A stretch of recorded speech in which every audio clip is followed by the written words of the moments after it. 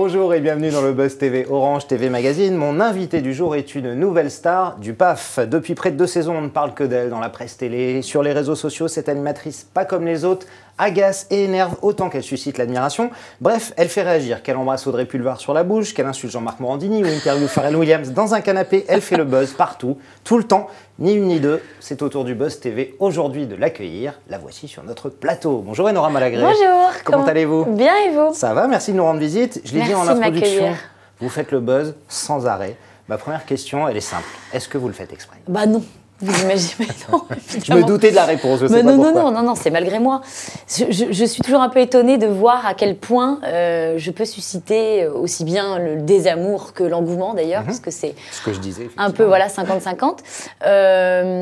Mais je pense que c'est normal, parce qu'étant donné que je suis une grande gueule dans Touche pas à mon poste, c'est assez de bonne guerre que les gens réagissent à mes interventions, qu'elles soient intelligente ou moins.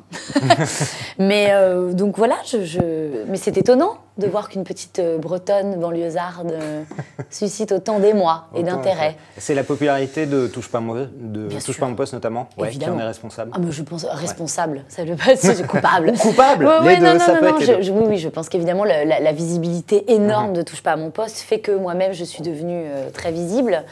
Et puis l'émission de radio qui marche aussi plutôt pas mal. Voilà, je pense que oui, il y a tout ça, mais c'est surtout évidemment Touche pas à mon poste, oui. Comme chacun d'entre nous d'ailleurs, pour chacun des chroniqueurs, nous sommes devenus bizarrement un peu visibles, quoi.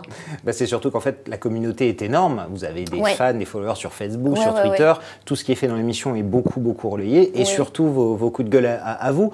Vous assumez vraiment ce côté grande gueule, Enora? Oui, après, c'est toujours un peu dommage qu'on me réduise à ça, parce qu'on retient plus souvent mes coups de gueule que mes coups de cœur. Or, sur, je sais pas, 100 émissions... je fais peut-être que 10 coups de gueule, mais on retient que ça parce que je crois que la forme est assez insolente et voilà, la forme parfois manque un peu d'élégance, mais ça manque pas de cœur. Vous aviez déclaré dans 20 minutes justement que les critiques, au final, vous avez dit ça glisse sur moi, l'important c'est qu'on parle de moi. Non, alors ça a été relayé de manière un peu curieuse. C'est pas l'important qu'on parle de moi, j'ai pas dit ça. Que ça glisse sur moi, ça c'est une chose, puisque la télévision c'est pas la vraie vie. Moi ce qui compte c'est ce que je vis à côté, avec ma famille, mes amis, et du moment que ma maman est fière de moi, ma foi... Le reste, voilà, ça me va. Et puis que mes patrons sont fiers de moi, surtout. Enfin, fiers de moi, qui sont contents de ce que je fais. Après, non, c'est pas qu'on parle de moi, c'est que malgré moi, on parle effectivement de moi. Donc, ma foi, je n'y peux rien. Moi, je ne cherche pas à ce qu'on parle de moi. Moi, je cherche à apprendre un métier, celui d'animateur, parce que j'apprends. Ça fait que 3 ans que je suis devant. Moi, j'ai été derrière pendant 10 ans, mais ça fait que 3 ans que je suis devant. Alors, j'apprends. Parfois, je fais des erreurs. Parfois, je fais des choses plutôt sympas. J'apprends. À propos d'interview moins originale, allez-vous être moins original vendredi, puisque vous êtes là pour ça aussi, vous allez être aux commandes d'un prime time sur D8, à vous, toute seule, comme une grande. Ça s'appelle Derrière le poste. J'ai hyper peur. Ça se voit. En 2 mots, le concept de l'émission, Enora, ça va parler de quoi derrière le poste? Alors, on reçoit des invités de prestige, des grandes figures de la télévision qui ont choisi des archives plutôt récentes et ils ont choisi de revenir dessus. Ce sont des archives qui les ont touchés ou qui les ont amusés, tout dépend, ou de revenir aussi sur des émissions qui les ont marqués, qui ont changé leur vie. On va en parler avec eux, on va parler évidemment de ces archives, mais on va aussi parler d'eux, tout simplement, en profondeur. Qui ils sont, pourquoi est-ce qu'ils ont choisi de revenir sur telle émission, voilà, comment ils vont, tout simplement. C'est une émission complètement différente de ce que j'ai déjà présenté. On m'a rarement vu comme ça. C'est aussi la vraie Enora qu'on va voir, qui est aussi la vraie dans Touche pas à mon poste, mais qui fait un peu le spectacle. Vous êtes calme, sage, très bizarrement pondéré, pas un seul gros mot, pas un mot de verlan. C'est pas vrai. Je vous jure. Vous allez faire des coupes, vous allez faire du montage, j'en suis sûre. Non, je vous assure. Les gens qui ont assisté au tournage étaient assez étonnés. J'avais envie de faire quelque chose d'un peu différent, de montrer une autre facette de ma personnalité. Ça arrive au bon moment. Et puis je grandis aussi. Voilà. Alors, quelques invités prestigieux pour revenir sur ces moments de télé. Vous avez Michel Drucker. Michel Drucker, Benjamin Castaldi, Laurence Ferrari qui reviendra sur le débat présidentiel qu'elle a animé entre Nicolas Sarkozy et François Hollande, où là on apprend des choses qu'on ne savait pas et qu'on n'a jamais entendues ailleurs. On va recevoir les frères Bogdanov qui vont nous parler de cette émission Temps X, quand même surréaliste. Culte, une émission cultissime, très new wave, très rock'n'roll. Evelyne Thomas. Voilà, parmi tant d'autres, Laurent Boyer, Si l'émission marche, il est prévu qu'il y en ait d'autres énormément. Ah oui, moult autres. Moult autres. Oui. C'est déjà prévu. Alors, à quel rythme? Hebdomadaire, mensuel? Je peux pas vous dire. Vous savez pas encore. Mais il y en aura beaucoup d'autres. Bon, voilà. On a hâte de voir ça. Ouais. Touche pas à mon poste. On continue à en parler. Est-ce que Ouais. pour vous aujourd'hui, c'est l'émission la plus déjantée du PAF? Alors, non, peut-être que c'est un peu On va dire prétentieux sur de les dire télés, ça, mais oui, télés, enfin, c'est une classiques, on va dire, émission la TNT, peu commune, classique. ça c'est certain, animée par un homme peu commun surtout. On a souvent C'est Cyril dit Hanouna, Cyril les Hanouna. raisons du succès Bien de sûr, TPMP. c'est que lui. C'est Vous savez, vrai. on a longtemps, pour moi, c'est le Jean-Paul Belmondo de la télé. On a souvent dit que c'était le Guignolo, et en fait, c'est le Magnifique. Sachez-le. Pas mal. C'est le Magnifique. Il est exceptionnel dans sa façon de présenter, et les gens viennent voir Cyril Hanouna. Et puis après, ils viennent voir cette espèce de petite famille, parce qu'on est une famille avec la cousine insolente, le tonton libidineux. Je vous laisse deviner qui c'est. Le papy râleur, enfin, et puis le cousin qui fait des blagues, et puis la douce et soyeuse, merveilleuse Valérie. Enfin, je sais pas quoi vous dire. Les gens viennent voir tout ça, mais effectivement rondement mené par Cyril, qui a une façon de présenter assez nouvelle, assez moderne. La façon dont vous vivez, notamment beaucoup les critiques, qui sont aussi dues évidemment à la jalousie sur TPMP, c'est pareil que pour vous et Nora, c'est-à-dire c'est normal, vous tapez un peu sur les gens, c'est normal qu'ils vous tapent dessus en retour Bien sûr. ou pas? Il manquerait plus que ça. Mais bien sûr, mais ce qui fait que nous, enfin le message en tout cas que Cyril et nous on veut faire passer, mais surtout Cyril, c'est que on donne un avis comme les gens pourraient le faire chez eux, en fait, vous voyez. Donc voilà, on est tous main dans la main pour parler d'une émission de télé. On est tous assez légitimes maintenant, je crois. On essaye de faire notre métier. Et les gens, voilà, c'est vraiment de bonne guerre qui nous critiquent ou qui nous aiment. Enfin voilà, c'est normal, c'est la famille. Les moments de tension, ça existe aussi, comme dans une vraie famille entre vous? Ouais. Bah, vous les avez vus. Ouais. Parfois, on les voit à la télé. Ils sont pas forcément fins, d'ailleurs. Ah mais non, mais on les joue à 100%. Moi, je m'embrouille des fois avec Cyril sur le plateau, parce que c'est mon meilleur ami, ça fait 10 ans que je le connais, donc on s'embrouille. Ça dure 45 secondes. Une fois que les caméras s'éteignent, bah, on se refâche 5 minutes, et puis après, on s'appelle, bisous mon poulet, enfin voilà, bon. Pareil avec Jean-Mi, quand on se hurle dessus sur la télé-réalité qu'il adore, et que moi, vraiment, je déteste, je ne pense plus. Donc du coup, pareil avec Titi Moreau, ou avec Valou, oui, on est... avec Jean-Luc, pareil. Enfin, on est vraiment amis dans la vie, en fait, pour de vrai. Pour certains, on se connaissait d'avant. On est vraiment une bande d'amis. On passe les week-ends ensemble, on sort ensemble, etc. Donc, du coup, comme une vraie famille qui se voit tous les jours, parce que c'est ça aussi, nous, ça fait 4 ans qu'on se voit tous les jours. 24 sur 24. Donc, du coup, parfois, il y a des tensions. Mais c'est tellement chouette. Et du coup, on déballe ça sur le plateau, c'est cool, les gens voient ça, c'est chouette, quoi. Qui fait ça, quoi? Moi, j'adore.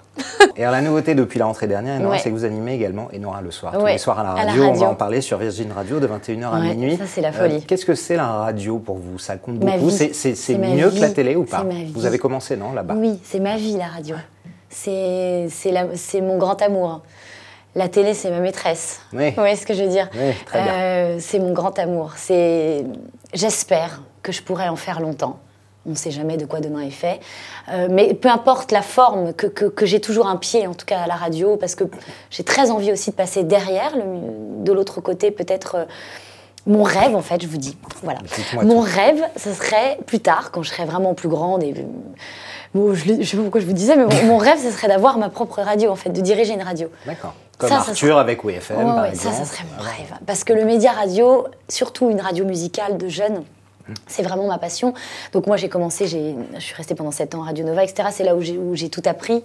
Là, j'apprends encore avec cette libre antenne. C'est un exercice pas facile. Ça faisait 20 ans qu'une femme n'avait pas été à la tête d'une libre antenne. Donc, c'est pas évident. Ça marche très bien. On croise les doigts. Je sais pas si l'année prochaine, je pourrais continuer avec tout mon emploi du temps. J'ai très envie. On verra. Merci beaucoup, Nora. Pour terminer, on va passer à notre rubrique Je regarde ou je zappe. Vous connaissez? Faites la même chose chez Cyril. Je vous donne quelques émissions et vous me dites si vous les regardez ou au contraire si vous zappez. The Voice sur TF1. Je mate. Vous aimez? Malgré tout, même si, pour être très honnête, je commence un peu à me lasser parce que trop de chanteurs, trop de candidats. Mais malgré tout, je mate. Parce que je mate pas. Alors c'est marrant, je mate plus pareil. Avant, je matais l'émission vraiment d'un bout à l'autre. Maintenant, je reviens sur quelques... Ouais, je pioche. Et j'adore le jury. Le Grand Journal version de Cône. Alors, je sais que c'est en face de vous. Vous avez déjà regardé ou pas? Oui, j'ai déjà regardé. Je trouve ça très sympa. Je trouve qu'ils font vraiment un travail extraordinaire. C'était pas facile d'arriver après Michel Denisot, qui, pour ma part, est une de mes grandes idoles. Oui, c'est sympathique. C'est sympathique. Alors, elle est en face de vous aussi, Anne-Sophie Lapix, une autre femme aux commandes d'une émission d'Access. Je mate moins. Ouais. Je mate moins. Vous préfériez Sublet? Ouais, mais je l'ai toujours dit, je m'en suis jamais cachée. Je trouve Anne-Sophie Lapix formidable. C'est une des plus grandes intervieweuses politiques, vraiment. Et je trouve que l'émission est super. J'adore Michalak, j'aime beaucoup cette bande. Hein. Monsieur Cohen, qui est formidable, vraiment. Mais ça n'a pas la fraîcheur d'Alessandra, que j'adore. C'était autre chose. Vendredi, tout est permis avec Arthur. Mais bien sûr, je mate. Je mate, pour être très honnête, je mate l'émission, pas forcément l'animateur, hein, je mate le concept. Je l'ai faite. Je l'ai faite 2 fois, c'est vous dire. On s'éclate à le faire. Mais vraiment. Hein. Donc j'y vais parce que, même si Arthur est loin d'être mon meilleur ami, ça va être repris partout, je sens. Mais c'est pas grave. Mais je mate vraiment le concept, la bonne humeur. C'est une émission folle que j'adore, ouais. Les anges latéralité sur Énergie 12. Nico, enfin. Et Nora. Mais je zappe à mort. Je zappe. Et pourtant, quelque chose me dit que vous allez beaucoup en parler dans TPMP. Oui, bah, pas plus. Oui, bah, on en parle déjà depuis un moment. Non, je zappe. C'est le vide intersidéral. Voilà, c'est la. Je sais pas comment vous dire. C'est le spectacle du vide. Du vide cérébral, il se passe rien, il n'y a pas de concept, bon voilà. Enfin, ils essayent d'avoir un peu ils essayent de tout faire des choses, je crois, là, d'être ou danseurs, ou enfin, d'avoir un avenir professionnel, grand bien leur face. Encore une fois, c'est pas les participants, ce ne sont pas les acteurs hein, que je critique, ce sont un peu les productions qui font ça. Enfin, bon, voilà. J'en ai suffisamment parlé dans Touche pas à mon poste, mais je zappe au-delà du zappage. Et pour terminer, une émission qui arrivera demain, donc samedi, juste après la diffusion de votre programme, qui s'appelle « Il n'y a que les imbéciles qui ne changent pas d'avis », un nouveau talk show d'M6 présenté par Valérie Damido et produit par Alexia Laroche-Joubert. Ça vous tente déjà de regarder ça? Écoutez, oui, alors ça me tente de regarder. J'aime Valérie. J'aime Alexia. Je pense que le pari est audacieux. Je trouve ça courageux de faire ça et je leur souhaite que ça marche, mais je doute que ça marche. Voilà, on verra.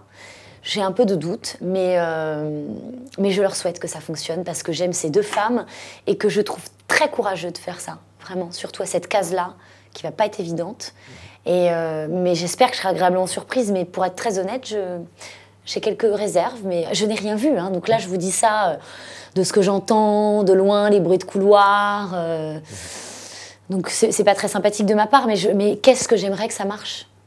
D'accord, on va garder ça alors. Ouais, évidemment. Merci beaucoup Enora. Alors, je rappelle qu'on vous retrouve donc vendredi, ce sera à 20h50 sur D8 pour Derrière le poste.